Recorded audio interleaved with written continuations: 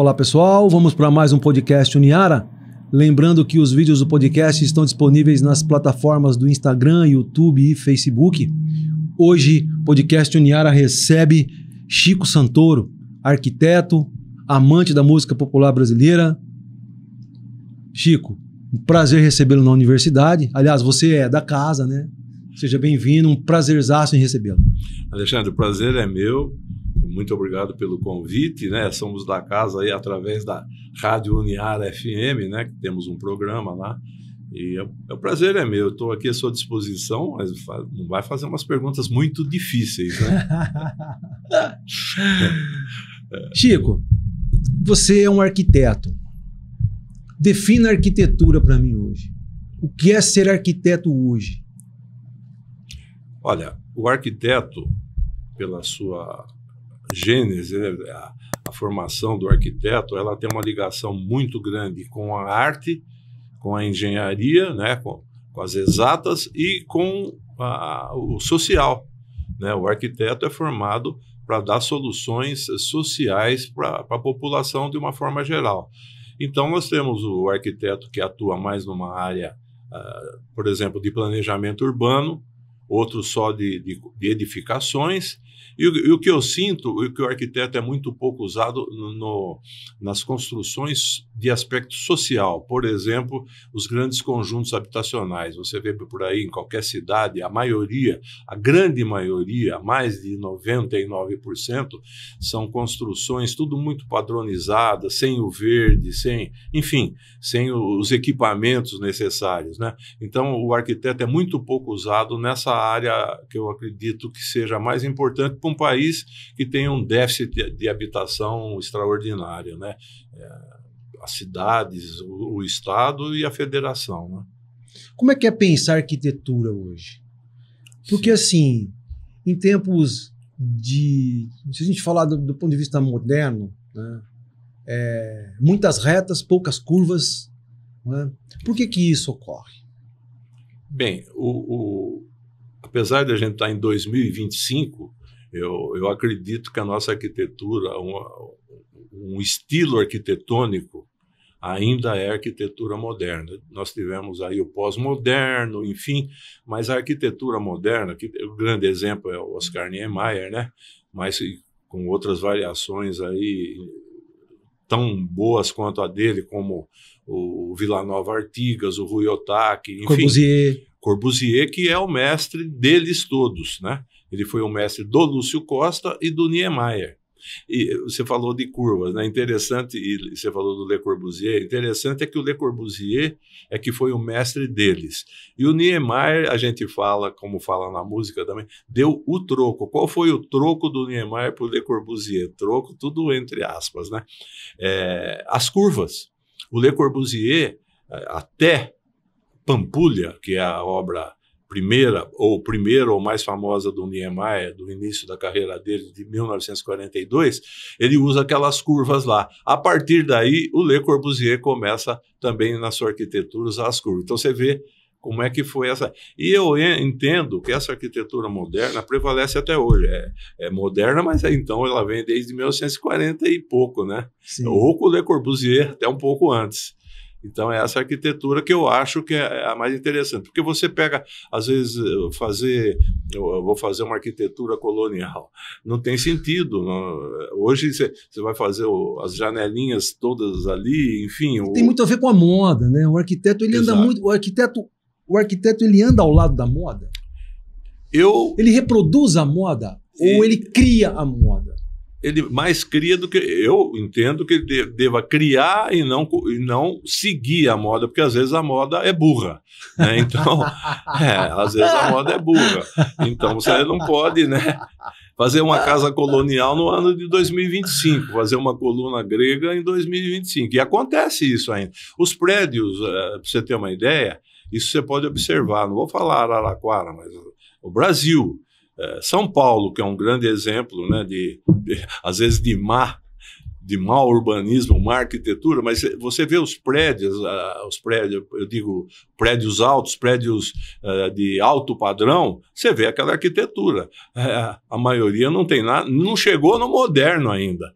Usa, sim, artifícios do clássico, enfim, de uma série de coisas que estão superadas, né? Então você vê muito pouco prédio moderno no Brasil, eu diria mais São Paulo e Rio de Janeiro, mas tem bons arquitetos. Eu vou dar também um outro exemplo até do Niemeyer, o Copan, por exemplo. Sim. O Copan é um edifício comercial, mas é um marco da arquitetura de São Paulo. Quer dizer, o Niemeyer, ele fez uma coisa moderna para uma imobiliária. Isso não quer dizer que você não possa fazer, entendeu? Não é porque é uma imobiliária que você vai seguir a moda de fazer os prédios clássicos. Você tem que se propor o moderno. Estou falando tudo em tese, né? Às vezes a gente não consegue. Às vezes a gente tenta, mas não consegue, né? Mas eu sou dessa linha. A questão dos custos envolvidos hoje na arquitetura apaga um pouco o processo de criação do arquiteto como todo? Você acredita nisso? Não, eu acho que não. Eu acho que não. Você pode fazer uma obra, uma casa popular com uma boa arquitetura. Então, eu não vejo que o bom projeto seja mais caro do que o projeto, vamos dizer, normal, né? Eu não vejo isso. Eu vejo que o arquiteto pode até economizar. Ele fazendo um bom projeto, ele até economiza para o cliente. Então, eu não vejo que a arquitetura moderna e o arquiteto encareça a obra. Tudo em tese eu estou falando. Estou falando tudo em tese. E por que você... Assim, eu moro num condomínio, e aí eu passo lá no condomínio, eu fico olhando as casas e todas elas são... Parecidas. São semelhantes. Não vou dizer parecidas, mas são semelhantes. Falta arquitetura. Por que isso ocorre? Bom, aí eu não tenho essa explicação. Eu não sou, por exemplo... É moda? Moda, sim. Aí entra a moda que eu acho que não é válido, né? Você fazer... Eu vou dar um exemplo banal até. Depois eu preciso falar sem ser fora do condomínio. Dentro do condomínio fechado é uma coisa, fora é outra. Sim, claro. Dentro do... Você vê muitas residências que tem na fachada, a gente fala fachada, mas fachada você tem no mínimo 4, né? Você tem 4 lados da casa. A gente fala sempre na fachada principal. Sim. Mas falando na fachada principal, você tem uma casa terra e de repente ao lado você tem um paralelepípedo de vidro. Sim. Às vezes sem função, porque arquitetura é função, é também função. É beleza e função. Então, de repente, você tem um paralelepípedo de vidro, você sabe que o custo inicial é até aceitável. Mas e a limpeza desse vidro, que você não tem, por exemplo, nem um mezanino junto dele, nem um outro ambiente no segundo pavimento? Você percebeu isso? Então, às vezes, está lá como um enfeite. Isso aí não é arquitetura. Esse enfeite não é arquitetura, não é enfeite. Arquitetura é beleza e função. As coisas têm que ter função. Também estou falando tudo em tese. Agora, saindo um pouco do condomínio, indo para a rua, nós estamos com uma coisa muito mais grave, que é a arquitetura que eu chamo de... é chamada de campo de concentração. O que é uma fachada de uma casa hoje? É um paredão cheio dos arames farpados, ou seja, a tal da concertina, com isso e aquilo. Acabou. Você não tem nem a fachada das casas. Nós acabamos de comentar aqui, por exemplo, no sul do país, em Gramado, lá não tem muro. Aí nós vamos entrar num outro aspecto da arquitetura. Nós vamos entrar, então, em arquitetura e problema social. E de segurança. E de violência. Exatamente. Então, a arquitetura hoje, a arquitetura urbana de forma geral, ela anda antenada com o desenvolvimento da violência. Então, a arquitetura ficou sobremaneira prejudicada, amarrada totalmente.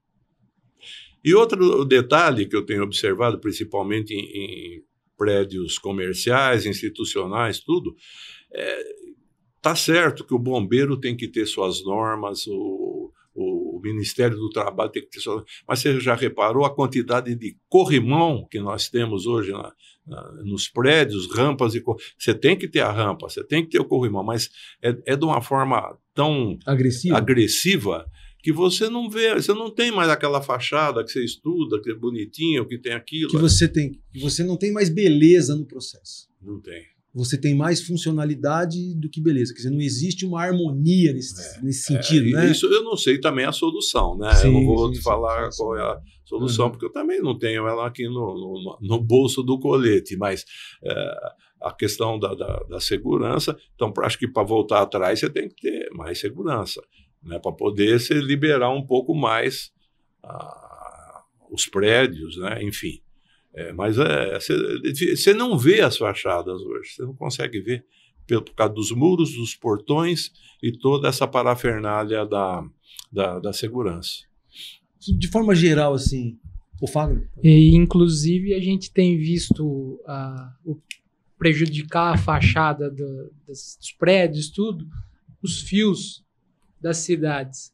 A gente tem um exemplo aqui na frente, na Rua 6, da própria instituição, a fachada bonita, mas tem aquele emaranhado de fios na frente. Perfeitamente, perfeitamente. Porque você tem, dá para a gente não ter isso em certos condomínios, mas aí também você tem o custo, tudo, né? Mas é isso. Você para falar, por exemplo, em Araraquara, embutir a fiação hoje é um custo fabuloso, mas você poderia ter um processo, por exemplo, o centro da cidade, você delimitar o centro e começar a fazer, né? Desculpa. Começar a fazer esse embutimento da fiação, etc. e tal, porque realmente os postes, mesmo a sinalização de trânsito, às vezes exagerada, a pintura no asfalto, às vezes, pintar a guia de branco. Para mim, pintar a guia de branco, não sei, você camuflar uma guia que está toda deteriorada, pintando ela de branco para deixar bonitinho, é gasto, você entendeu? O arquiteto está aí para isso. Nós vamos chegar nesse ponto. Aí já mas antes disso, as cidades brasileiras são feias. Muito. Por quê? Por falta de planejamento. Então, por falta de planejamento. Você pega, por exemplo, Brasília, faz um tempo que eu não vou para Brasília, mas do jeito que ela foi, com a sua concepção e a sua inauguração até e tal, é uma cidade bonita. Bonita, sim, você pode até achar feia, mas é organizada. Cidade organizada, a fiação toda embutida, enfim, você tinha lá mesmo as casas de pouco poder aquisitivo que o Lúcio Costa projetou. Se você for na W3, já foi tudo deturpado. Sobraram, por exemplo, superquadras. Superquadras são maravilhosas, onde você tem diversos prédios de uma altura padronizada e você tem toda uma infraestrutura de lazer e de educação e de saúde. Então, você tem algumas... Então, por exemplo, Brasília é um exemplo, que ela foi planejada. As cidades não planejadas, elas vão crescendo muito também pela especulação imobiliária. Isso que eu queria chegar aí. Fazer planejamento urbano hoje é sinônimo de especulação imobiliária? Sim. Porque assim, se a gente for pensar o planejamento urbano, não, vamos recriar os espaços, vamos rever os espaços. Não. Mas no contexto geral, e aí falando de uma forma bem direta e objetiva, planejamento urbano hoje é sinônimo de valorização de área para um determinado sistema financeiro ou determinada elite local e tal, porque a elite local quer preservar o lado leste e quer crescer o lado oeste. Então os caras vão lá, compram o lado oeste, vendem o oeste cresce, o leste fica parado. É mais ou menos por aí? Quando se pensa o planejamento urbano das cidades brasileiras. Sim, mas você pode planejar para não acontecer isso. Desculpe, eu já fui secretário de planejamento. Não estou dizendo a minha participação lá se foi certa, errada, enfim. Trabalhei com 3 prefeitos, o Valdemar De Sante, Clodoaldo Medina e Roberto Massafera. Então a gente criou leis, né, para evitar uma especulação. Você não consegue controlar tudo, porque você tem também a política, mas o planejamento é uma ferramenta para evitar isso que você está dizendo. Então, sim. Mas o planejamento urbano ele é um instrumento político. Político, é técnico e político. Então, precisa ter a vontade política para atender o que o técnico está propondo. Entendeu? Então, é a nossa maior ferramenta, desde que você tenha vontade política para fazer as coisas, né? Eu lembro, eu entrei na prefeitura em 1977, por exemplo. As leis de você fazer um loteamento, até por quê? Por causa da época. Porque Araraquara sempre teve uma tradição de planejamento urbano, mas nós pegamos uma coisa um pouco defasada em questão de loteamentos. Não tinha condomínio fechado, mas era loteamento aberto. E tinha as restrições e as exigências. Então a gente passou a ter mais restrições e mais exigências. Restrições no sentido de você ter, por exemplo, vou dar um exemplo, a questão de recuos de uma edificação com relação ao lote, tudo é para dar uma qualidade de vida, tudo em função de uma coisa. E dá uma padronização no sistema. Sim, né? A questão hoje é terrível, a questão da impermeabilização do solo. Você faz uma construção, você tem que ocupar tanto. Mas depois que você pega um habite de uma residência, às vezes você concreta o resto do lote, ou seja, a impermeabilização virou zero. E aí, enchente, e aí custo, e aí você precisa de quantos milhões aí para fazer toda essa obra que nós estamos necessitados aqui para conter possíveis enchentes. Então, o planejamento ele faz essas leis que é justamente para melhorar a qualidade de vida. A questão, por exemplo, de áreas verdes, áreas institucionais, isso eu estou dizendo lá na década de 70, né? Era tantos por cento que não tinha essa porcentagem. Na época era 10% de área verde, 10% de área institucional, né? Então, você tem esse mecanismo. O nosso mecanismo de planejamento urbano são essas leis de uso do solo, de ocupação do solo, entendeu? Onde você pode pôr o comércio, onde você pode pôr a indústria, onde você pode pôr a residência. Tudo isso, você tem essa ferramenta. É só você usar. Agora, usar não é só o arquiteto e o urbanista. É o poder público, que ele tem que estar de acordo ou não. Você pode apresentar lá um projeto e um prefeito pode dizer, não, isso não me interessa por causa disso, entendeu? Então, você tem. Ferramenta você tem. Né? Técnicos você tem. Bons arquitetos tem tudo. Então, é o que você falou, é a vontade política. Na sua visão, o planejamento urbano de Araraquara é bom? É bom. Por quê? Eu estou dizendo, contando toda a tradição. Eu não quero entrar em detalhes. Falando de forma geral. De forma geral, é muito bom. Precisa melhorar, sim. E, aliás, melhorar, eu acho que é mais na questão de fiscalização das coisas. Porque é isso que eu estou te dizendo. Eu vou dar um exemplo banal aí. Uma residência, você faz a residência, você tira o habite, você respeitou as restrições, as porcentagens de ocupação, disso e daquilo, mas, de repente, após o habite... aliás, hoje a fiscalização, às vezes, não é só humana, é o satélite, é o drone, né? Eu quero tocar nesse ponto que eu acho que é fundamental, a questão da impermeabilização do solo. Por que nós temos enchente? Porque nós impermeabilizamos o solo com asfalto, com concreto, enfim. Então você impermeabiliza, para onde vai essa água? A água vai para a rua. Aí ela cria todo aquele volume de água. Nós temos aqui a Rua 5, sim, a famosa Rua 5.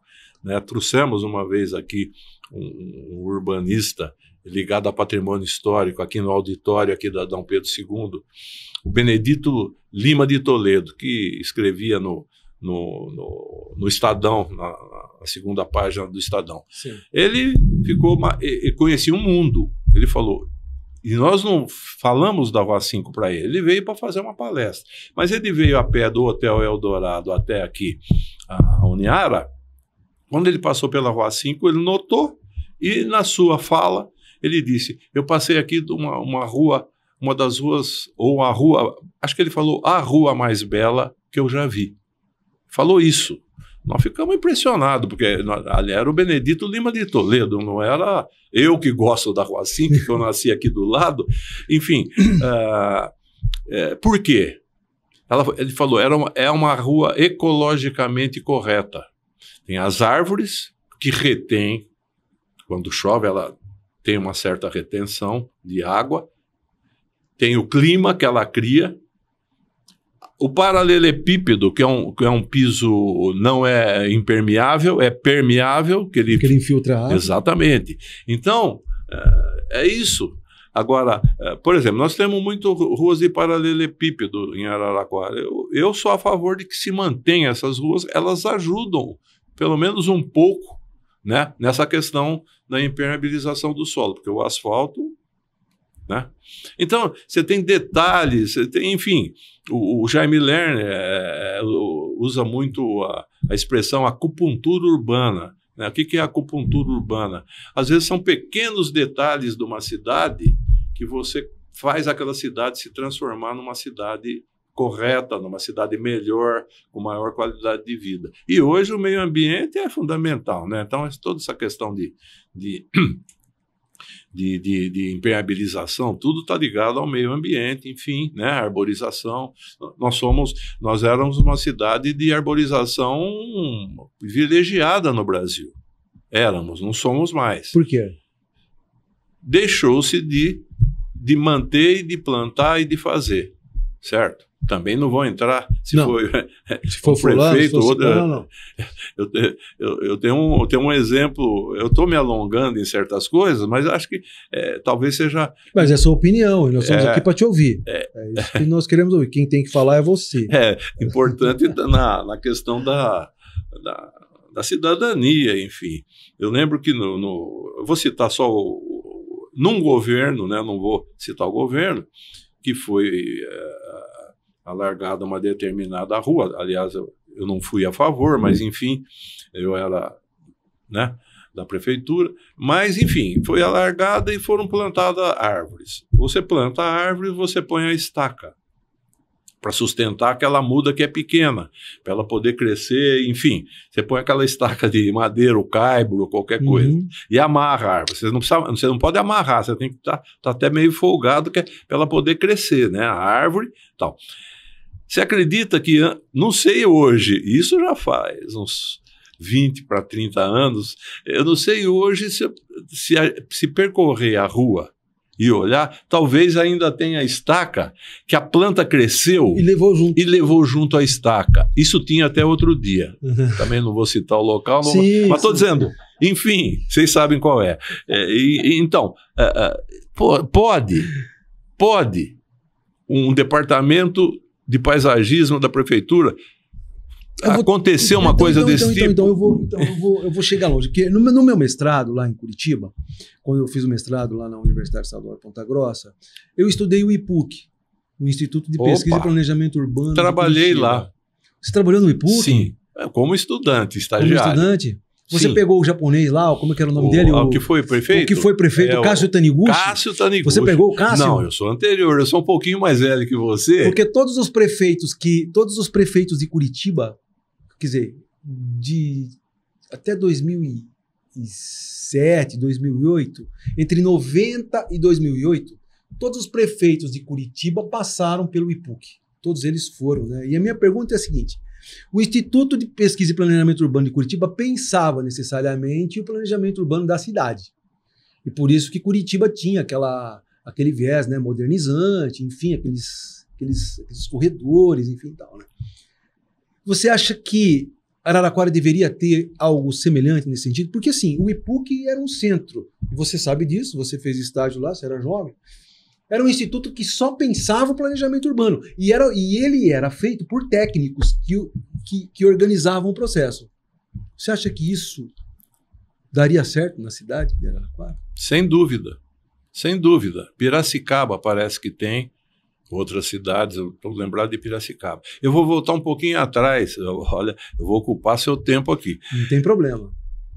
Curitiba. Eu estudei lá, na década de 60. Curitiba, quando você queria brincar com o curitibano, que nem a gente brinca de futebol, Palmeiras, Corinthians, você falava, você é um curitibano. Por quê? Você menosprezava o cara, você ofendia o cara, mas ele também não tinha reação. Por quê? Porque Curitiba, apesar de ser uma cidade... Eu fui para lá em 64, eu gostei, porque ela era mais uma cidade provinciana do que outra coisa. Então, e isso é a nossa visão paulistana sobre Curitiba, que é província, né? Enfim, Então, e tal, aquela coisa toda. A cidade era... O piso lá, você lembra, era quase que umas plaquinhas, aquilo solto, aquela água, ela chove pra caramba, você pisava a água, subia. A cidade... Ali o Largo da Ordem. Aí, Largo da Ordem, que tá Largo da Ordem, que o Jaime Lerner preservou. Sim, então, sim. Você queria gozar o curitibano, você chamava ele de curitibano. O que aconteceu? Em 1962, foi feito o plano diretor de Curitiba, pelo Jorge Wilhelm, arquiteto famoso de São Paulo, que ganhou, acho que, um concurso e fez o plano. Sim. E ele criou o IPUC. Sim. Então, o que aconteceu? Fez o plano, criou o IPUC. O IPUC passou a trabalhar independente, mais ou menos independente da política e dos prefeitos, no planejamento. Fazendo todos os projetos. Bom, o que aconteceu? Em 1969 para 70, acredito que seja essa época, nós estávamos sob o regime militar. Não tinha eleição para prefeito. O Jaime Lerner, que foi indicado como prefeito. Que trabalhou no IPUC, ele foi meio colega e meio professor meu. A gente tomava cerveja junto, um cara muito bacana.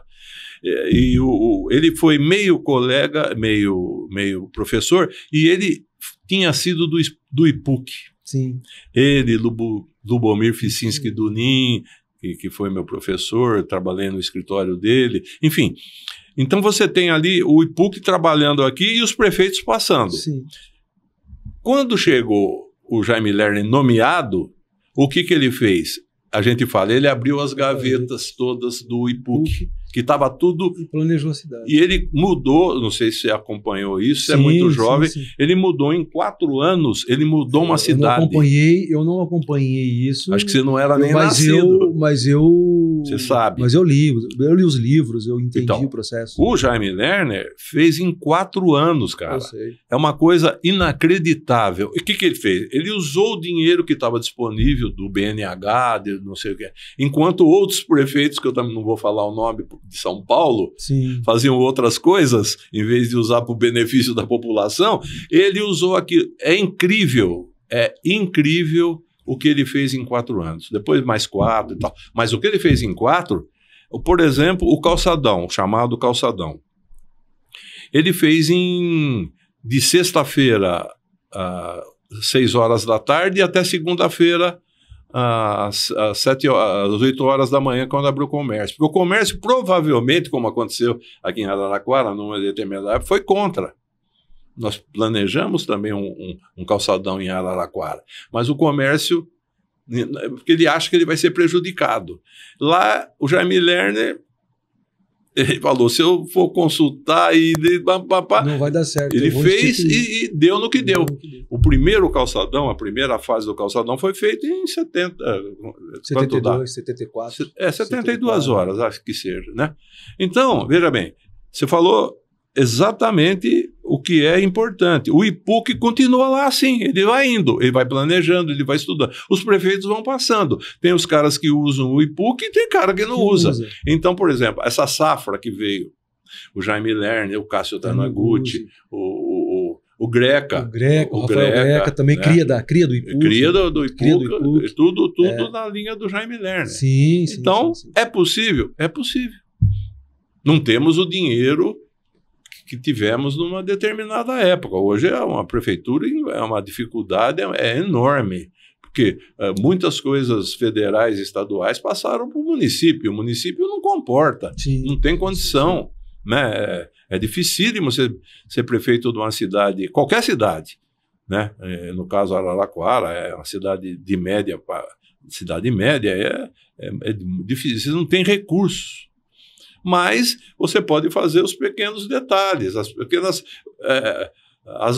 novos empreendimentos. Porque a arquitetura é detalhe. Sim, ela vai do detalhe. Uma beleza, então, ela vai numa beleza ali singela até uma mais complexa. né? Sem Porque dúvida. quando você coloca o arquiteto dentro de um processo, você vai ver aquilo que é bonito. Sim, não vai, até, como eu te disse, Bonito e funcional. É arte, função e técnica, engenharia. Arquitetura é uma conjugação dessas coisas. Se não tiver, então você pode fazer, dá para fazer. Você vai fazer um prédio público, você tem que fazer com uma boa arquitetura. O mesmo, um prédio mínimo, um vestiário de um campinho de futebol. Você tem que fazer com critério, você tem que fazer com...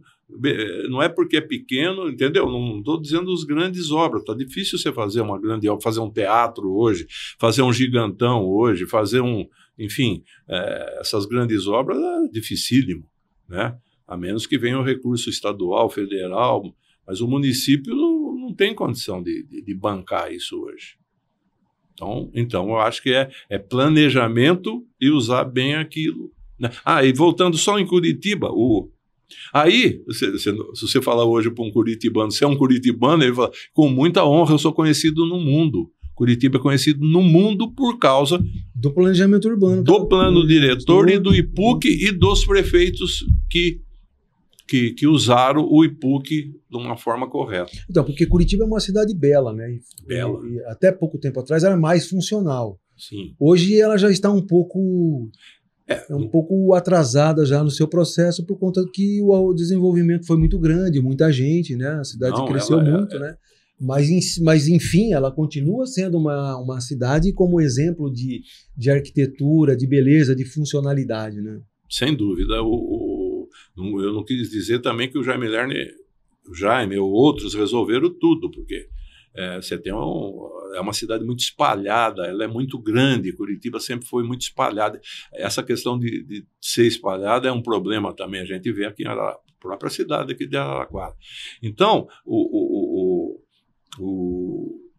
ele quer dizer que você falou de defasagem. Hoje fala-se em metrô lá, que não estava sendo cogitado se fazer metrô em Curitiba, por causa que o transporte era um transporte muito bem planejado e muito bem, você conhece bem lá, estação tubo, aquela coisa toda. Uhum. Mas já se fala em o metrô de superfície hoje é uma solução para cidades de médio e grande porte? Não. Aí você acha que existe funcionalidade, né, nesse processo? Depende, o de superfície, depende. O Jaime já falava em bonde. Bonde, a gente pensa naquele antigo bonde, mas você vê na Europa, você vê os bondes lá, são sensacionais. Então, Milão, por exemplo, tem os bondes funcionando. Então, como o Jaime Lerner fez as vias, aquelas vias estruturais, tudo você lá. Você encaixa ali. Então, você encaixa. Agora, você pega uma cidade, vamos falar, por exemplo, Campinas, aí é difícil você... que é uma cidade que hoje eu não sei a população das duas, mas hoje é difícil você fazer alguma coisa de superfície em Campinas, entendeu? Porque o metrô ele vai por baixo, mas o custo também é mais elevado. Então, para fazer de superfície fica mais difícil, mas lá consegue-se fazer hoje por causa do planejamento lá de 1960, da década de 60. Por isso você consegue hoje. Brasília, sim, porque Brasília é ampla, mas uma cidade já estabelecida e enraizada, tipo Campinas. Estou citando Campinas, mas também não conheço tão bem lá. Mas já é mais difícil você fazer uma coisa de superfície. Sim. Né? Uhum. Mais difícil. Entendi. Mas você, além de ser arquiteto, você é um amante da música popular brasileira. Isso eu sou mesmo. Sou mesmo. Então, nos conte um pouco essa história com a música popular brasileira. Eu sei que você tem um programa aqui na Rádio Uniara já há algum tempo. Como é que surgiu esse programa e como é que surgiu sua paixão pela música? Olha, a história é meio comprida, vou tentar resumir. A música, na minha família, tinha lá um maestro antigo, aqui da banda aqui de Araraquara, Nino Napoli. Acho que tem aí, mas eu não tive tanto contato. Na minha família, nós estudamos, por exemplo, era meio moda, piano. Eu não aprendi nada, cara. Não aprendi nada. Minhas irmãs um pouquinho, uma mais, outra menos. Enfim, mas o que influenciou mesmo foi a Rádio Nacional. Rádio Nacional do Rio de Janeiro. Era ouvir a rádio o dia inteiro, os programas de música, hoje é top 10, né? Top não sei o que, lá era, como é que é? Primeiro lugar, segundo, aquela coisa. Então a Rádio Nacional para mim foi referência. Diferente e fundamental. E foi referência. Né? Total. A Rádio Nacional era como a gente fala, como a Rede Globo hoje, né? Era a rádio, não tinha televisão, o pouco que tinha, na minha casa não tinha, enfim. E aí também, aí com relação à música, bom, aí o gosto era eclético, né? Tinha o Elvis Presley, tinha o Pat Boone, tinha os cantores brasileiros, enfim. Mas aí um baianinho de Juazeiro me pega o violão, me inventa uma coisa. João Gilberto, aí mudou a cabeça. Tocar o Chega de Saudade hoje parece que é uma música normal que toca, mas na época foi uma coisa extraordinária. Sim. Não foi para mim, foi para os grandes amantes da música popular brasileira. E para citar, você pergunta para o Chico Buarque, ele fala onde ele estava na hora que ele ouviu pela primeira vez. O Edu Lobo, você pergunta. O Francis Raime, você pergunta. O Gilberto Gil, o Caetano Veloso, você pergunta para eles, eles falam, eu estava no táxi na hora que eu ouvi aquela coisa que... Entendeu? Uma coisa extraordinária. Então, a partir daí, eu continuei gostando da música americana, da música francesa e tal, né? Mas aí a bossa nova, para mim, foi a coisa assim extraordinária, né? Não é que ela é. Eu acho que é que nem a arquitetura moderna. Eu ainda estou com a bossa nova, que é de 1958, né? Sim. Então, isso aí e tal. Aí, a questão do rádio. Nós tínhamos, por exemplo, na Rádio Cultura, a Rádio Cultura era maravilhosa. Prédio, enfim, sim, tudo que já não existe mais. Tinha o auditório e tinha um programa que você ia, eu não lembro de quem era o programa, não era do Marcondes Machado, nem do Sidney Schiavon, não lembro exatamente de quem era, que você ia na discoteca e você pedia a música, ele colocava a música na hora no ar. Né? Uma coisa, puta, o rádio para mim, a rádio e o rádio para mim foi um negócio fascinante. Sim.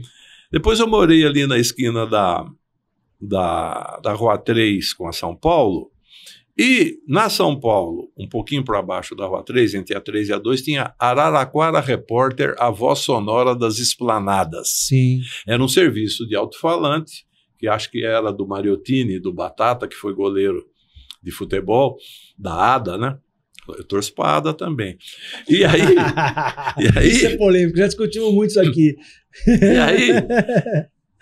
E eu era no primeiro andar, e da janela eu via o pessoal lá, o locutor, a entrada, o locutor e o técnico de som, que era o Adilson João Telaroli. Sim. E aqui na frente tinha os locutores, o Wagner Piccolo, o Valdir Piccolo, tinha o Rubens Santos, Rubens Betti, que fez programa, inclusive, aqui na União.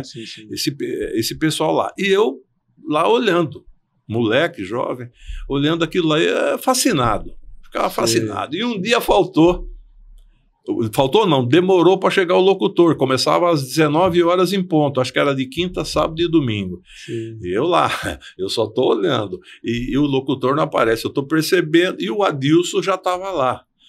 E o Adilson, aqui na minha cabeça, meu amigo, eu acho que ele tinha vontade de falar. Sim. Ele era o técnico de som, mas ele tinha vontade também de dar o recado. E o cara não chegava, o locutor não chegava. Ele virou uma hora e fez assim, ó. Do jeito que ele... Porque ele já sabia que eu estava assistindo. Do jeito que ele fez assim, eu quase voei pela janela. Fui lá, ele falou, você põe o disco aqui, você põe abaixo aqui e tal, e ele foi para falar, né? Que tinha que começar. Eu falei, não precisa falar nada, eu já sei, só de olhar. Então entrou lá, tchanana, tchanana, né? E ele entrou, deu o recado, não passou uns 5 minutos, chegou o locutor, eu já fui dispensado, voltei para a janela, ele foi... Então, estou dizendo tudo isso, porque para mim era um fascínio, uma coisa fascinante isso aí. Sim. E aí, passado todo o tempo, em 2002, o Lineu Carlos e o Ivan Roberto tinham compraram a Rádio Brasil FM, ou criaram ou compraram a Rádio Brasil FM. e me convidaram para fazer um programa. Eu falei, poxa, mas não, um programa, você vai fazer um programa de música, da música que você gosta, de não sei o quê. Aí eu pensei e falei assim, dá para fazer, porque os discos que eu tenho, dá para fazer pelo menos durante tantos anos. Você tem uma coleção de discos? De long play. Long play. Long play. Hoje é CD, e nem CD é mais, depois nós vamos chegar ali. E aí, eu falei, tá bom, e comecei a fazer o programa lá, fiz o programa lá. Aí a rádio foi vendida. Daí o Inácio, um dia, encontrei com o Inácio, eu já conheci o Inácio, ele me convidou para fazer aqui o programa aqui na Uniara, que foi em 2005, que é o programa que está aí até hoje, que já passou do número 1000 agora, que é a Bossa Brasileira. Então ela é fundamentada na Bossa Nova. Sim. E com as suas vertentes ali, né? Um pouco para trás, um pouco para frente, né? Cantores anteriores, compositores e posteriores, e é baseado na Bossa Nova. E então aí também eu cheguei a fazer na USP São Carlos. Sim. Por causa da Uniara. Né? Fiz lá e fiz na CBN também, aqui CBN Araraquara. E durou um pouco tempo as duas, né? E, enfim, aí a Uniara... E aí, bom, a questão do long play. Aí, hoje não tem nem toca-disco numa rádio, né? Não é na Uniara. Né? Hoje é o Spotify. Mas eu uso, até hoje, os meus CDs, porque aqui CD ainda dá para encarar, né? Uhum. Então eu uso, todas as músicas que toco são minhas. É você que traz. Eu que trago. Você monta a programação certinho. E você que traz, essa faixa vai tocar, isso, vai tocar, tudo certinho, tudo mapeado. Tudo mapeado. Tá. Por que eu não uso... Por que você não usa o Spotify? Eu não dou as informações, porque o meu programa... como os outros também, nós damos as informações. O que é o principal de uma música? É o compositor. Claro. Você tem que saber quem fez a música. O cantor é importantíssimo, mas o compositor, e se possível, a época, quem está tocando junto. Então, nem contexto. Isso você nem... Você tem o contexto musical. Isso você toca a música, mas não entende o contexto. Onde é que Exatamente. Isso você não encontra no Spotify ainda. Né? Então eu tenho que usar os meus discos. Então eu também sou meio limitado nisso, né? Porque eu uso os meus. Tem outros que eu não tenho tudo, lógico. Mas então é por aí. Ô Chico, como é que você vê hoje a música popular brasileira? Como é que você estabelece? Porque assim, em minha visão, assim, eu gosto muito de música popular brasileira, né? Me parece que a coisa meio que não anda. Meio que... Por exemplo, se você falar assim, nós tínhamos uma geração lá nos anos 60, então você tem aquela turma toda lá, né? Chico Buarque, você tem Gilberto Gil, você tem Caetano Veloso, você tem esses caras aí. E o que veio depois? Como é que a gente poderia, então, reformulando aqui a questão, né? A gente pode pensar que existe uma nova geração da música popular brasileira? Não, existe. Que existe. Agora, a dificuldade que eu acho foi a questão das rádios, dos meios de comunicação, rádio e televisão principalmente, na época, né, que partiram para o modismo. Moda, a música fácil de ser assimilada. Porque você pega... Eu não vou entrar em detalhes e falar que isso aqui é uma porcaria. Eu entendi o que você está dizendo. Né? Eu entendi. Então é fácil. Você pega uma música e compara. A referência sempre foi aquela década que foi sensacional. De 50, 60, 70, a música popular brasileira foi uma coisa extraordinária, né? Pós João Gilberto, e antes também, né? Você tinha Agostinho dos Santos, Dick Farney, enfim. Aí você pega... A música tem que ter ritmo, melodia e harmonia, basicamente. Sim. Então é simples. Você pega uma melodia de uma música do Tom Jobim, e uma melodia hoje que toca aí, a melodia é linear. A do Tom Jobim é uma coisa... A harmonia nem se fala, né? A harmonia, que é o chamado acompanhamento, tá? Nem se fala. Hoje, com duas posições, o cara faz. E outra, pergunta para um jovem, o sucesso dele, qual foi a música que ele mais gosta de 6 meses atrás. Ele nem sabe, nem lembra mais. O imediatismo, né? É imediatismo. Nem lembra mais a música. Eu sei dizer as músicas que fizeram minha cabeça. Eu cito 100 aqui, né? Do Chico Buarque, do Tom Jobim, do João Gilberto. Agora você pergunta para o cara, qual foi há um ano atrás, qual a música que você gosta? Que música você gosta hoje? Eu gosto de tal. Passa 6 meses, você pergunta e nem lembra daquela, porque é uma massificação e também a música fácil, né? A coisa fácil. Agora você fala, não, mas o jovem gosta. Não. Nós temos uma experiência, inclusive musical, que a gente tinha grupos amadores aí. Quando você toca uma música boa para jovens, eles prestam atenção e se interessam, sim. É que a mídia... Você acha que existe espaço para o desenvolvimento da MPB no Brasil? Não. Com toda essa situação que nós vemos hoje, a música fácil, o chiclete que o pessoal quer fazer, enfim e tal. Você acha que existe espaço para o desenvolvimento da música popular? Eu acho que existe por causa da mídia que é hoje, né? Eu não conheço bem aí, tem um cantor aí, que é aqui, inclusive de Américo Brasilense, o João. Sim. Ele cresceu, não estou dizendo se eu gosto ou não gosto, não vou entrar no mérito do tipo de música, mas ele cresceu através da rede social. Então você tem a fazendo MPB, fazendo música MPB. popular brasileira, né? Tem outros, eu tenho contato agora, tive o prazer imenso, né, de ter um contato com um produtor musical internacional, que é o Arnaldo de Soteiro. Eu falo um jovem, ele tem 60 anos, mas sabe tudo sobre a bossa nova, sobre o jazz.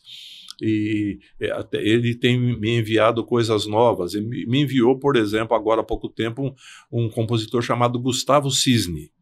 É um bossa nova. E é espetacular. Agora, ele vai fazer sucesso? Não sei. No exterior... É difícil vender MPB? Eu acho.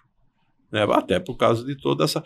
Mas é pessoa que vai ter sucesso assim. Ele vai ser conhecido internacionalmente. Até por causa das redes sociais, por causa disso tudo. Mas no Brasil, será que ele vai ser... A Uniara vai tocar. Já tocou e vai tocar as músicas no caso do Gustavo Cisne. Mas você ouve, é uma coisa belíssima. Lembra muito o João Gilberto. Tom Jobim é até uma homenagem ao João Gilberto e ao Tom Jobim. Ele mesmo fala, né? Então, eu acho que o espaço é por aí. Esse espaço que a gente estava acostumado, que é rádio e televisão, eu acho difícil. Acho difícil. Aí são os grandes interesses... Então, das gravadoras, não é bem gravadora hoje, né? Mudou o perfil, tudo. Aí eu não sei te explicar direito, né? Mas eu acho que é mais por causa da música ser fácil, né? De grande apelo, e o Ibope, né? O chamado Ibope. A televisão pondo aquele tipo de música, ela vai ter um Ibope. Se ela puser hoje a bossa nova, será que ela vai ter? De início, ela não vai ter, poderá ter ao longo do tempo, mas todo mundo quer ser imediatista. Quer resolver o problema hoje, né? A Globo vai pôr aqueles artistas lá, porque aqueles lá vão dar Ibope. Mas eles são os melhores? Não são. Não são. Então, de vez em quando tem os especiais, de vez em quando o Gilberto Gil aparece para falar. Fala Gilberto Gil, pode ser o Milton, não aparece mais, tem o Caetano, Chico não se apresenta tanto. Então, eu acho que é uma questão, é tudo, lógico, é tudo econômica, né? Então, e o modismo econômico, enfim, isso aí que eu acho que é o que prejudica a música popular brasileira. Mas eu conheço mais os mais velhos, né? Mas tem muita gente jovem fazendo MPB, você acredita? E uma outra coisa que eu acho que é importante, desculpa só te interromper, questão do instrumentista. As músicas que também o instrumentista é pior ainda do que o compositor, porque o instrumentista não tem onde trabalhar, não tem. Mas o instrumentista, o que nós temos hoje, você pega aqui, nós temos um grande exemplo aqui em Araraquara, que é o Carrapicho. Sim. Extraordinário, por causa da criação de escolas de música, né, que começou com o clã do Zimbu Trio, e hoje, se você tem Tatuí, tem escolas, enfim, no Brasil todo. Então, hoje você tem uma safra de instrumentistas extraordinário, mas e emprego para eles? Porque assim, jazz e MPB andam juntos. Sim, sim, o jazz é uma popular americana. Né? É difícil fazer? Eu acho que tem gente que tem essa capacidade. Que tem. Você vai falar, não tem um arquiteto, não pode ter um arquiteto que nem o Niemeyer? Pode ter também, depende de formação, depende de uma série de coisas, né?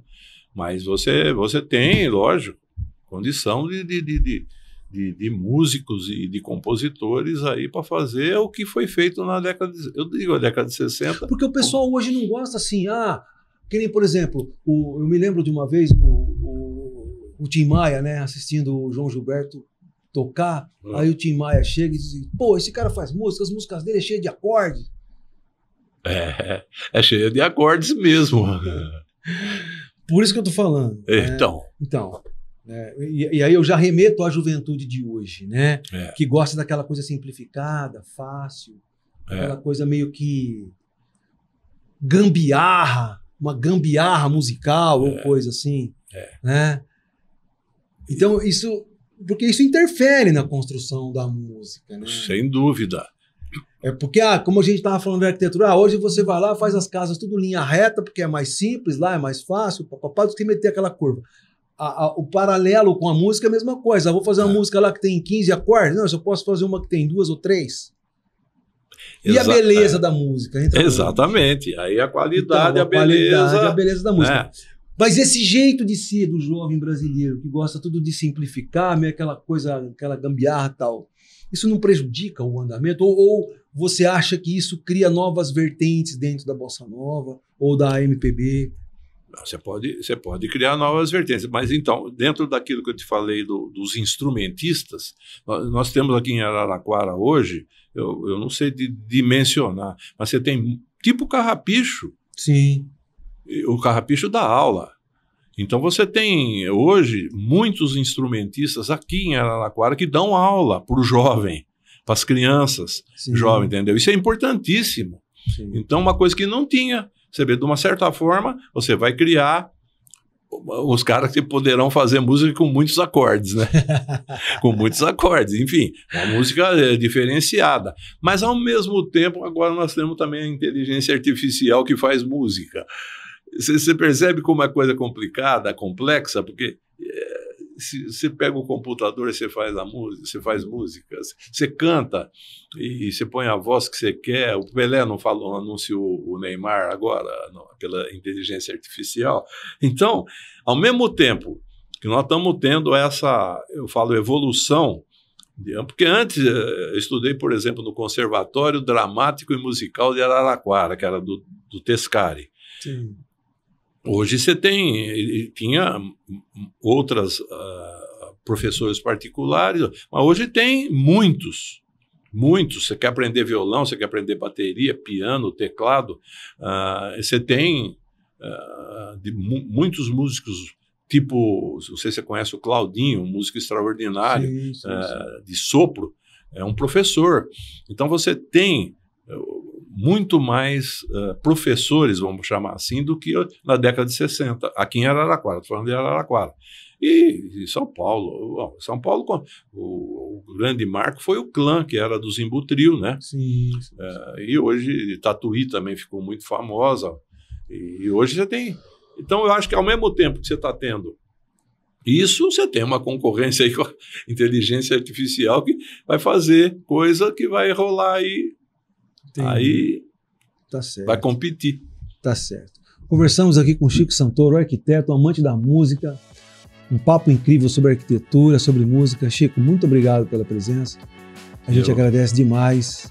Eu agradeço. Muito obrigado. Vocês aqui pela oportunidade.